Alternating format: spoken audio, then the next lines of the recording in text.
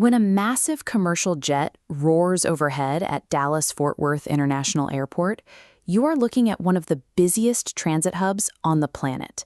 The scale, the noise, and the sheer logistical sprawl form a massive engine of global transit. But just minutes from those runways, you can walk onto an 1859 Pioneer farm or stand next to a perfectly preserved 19th century steam locomotive. Normally, when a major metropolitan area expands, small agrarian towns in its path meet a predictable fate. They lose their land, their identity, and eventually get paved over into generic subdivisions. In the mid-20th century, the town of Grapevine lost almost all of its agricultural land to regional infrastructure. So, how did it take the exact concrete sprawl that destroyed its farms and use it to permanently save its history? The survival of Grapevine is a masterclass in modern urban planning and economic adaptation. To understand what was at stake, we have to start in 1843. That year, Sam Houston negotiated the Treaty of Birdsfort, an agreement that opened the Grape Vine Prairie to early homesteaders. Settlers quickly established a pioneer economy. Properties like the 1859 Nash Farm became prime examples of diversified, self-sustaining agricultural operations, relying on the fertile soil to grow wheat and cotton. This map shows the town's early isolation, right up until 1888.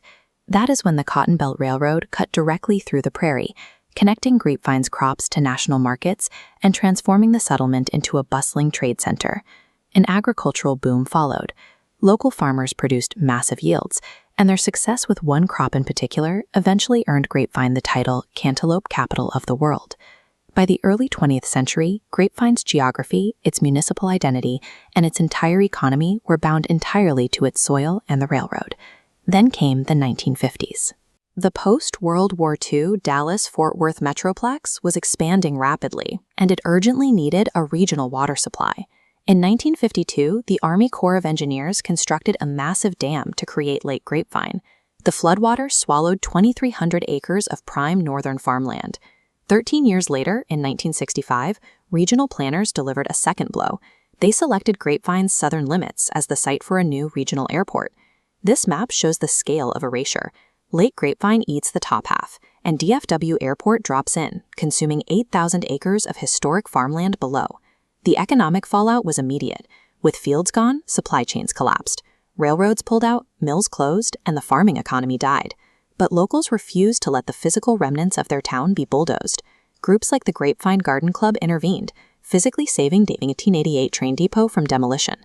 The physical footprint of Grapevine was nearly erased by metropolitan sprawl. To survive, the city had to make a desperate pivot. City leaders realized that fighting the airport was useless. Instead, they recognized it as an engine. Those new runways were about to deliver tens of millions of global travelers directly to their doorstep. Because a massive portion of DFW sits inside their city limits, Grapevine began capturing the corporate logistics and hospitality tax revenues generated by the airport. This flowchart illustrates their heritage economy. The city funnels new aviation-driven tax wealth straight into aggressive historic preservation projects. That money paid for the restoration of the Cotton Belt Depot, the protection of the 1859 Nash Farm, and the revitalization of Main Street. Today, Grapevine balances an economy built on global logistics with local cultural tourism, operating vintage rail lines right alongside massive corporate parks. Grapevine proves that modern urbanization and historical preservation do not have to be enemies. A city can leverage the wealth of one to pay for the other. Grapevine traded its crops for global aviation, using the wealth of the future to buy back its 150-year history for anyone stepping off a modern jet.